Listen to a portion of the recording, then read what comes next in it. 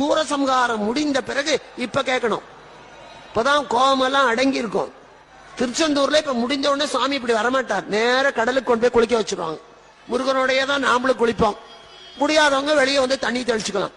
அந்த குளிச்சுட்டு வருவான் பாருங்க அந்த ஜெக ஜோதியா, அப்ப பார்க்கணும், அந்த அழகே வேறையா இருக்கும். சூரனை சம்ஹாரம் பண்ண போறபோது அந்த முருகன் முகத்துல ஒரு கோபம் இருக்கும். இதெல்லாம் உத்து பார்க்கணும், பார்த்தா தெரியும். கோபத்தோட போவான். சம்ஹாரம் முடிந்து கடல்ல குளிச்சுட்டு ஜிகுஜிகுன்னு இழுத்து தூக்கிட்டு வருவாங்க வேகமா.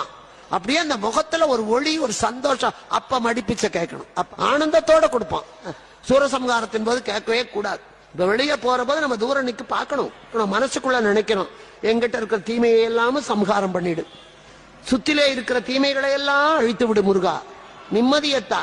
நம்ம திரும்பி வரும்போதுதான் கையெழுந்தி கேட்கணும், முருகா. அப்படித்தான் சஷ்டி விரதம் இருக்கணும். அப்படி இருந்தால் சத்தியமா குழந்தை பிறக்கும்.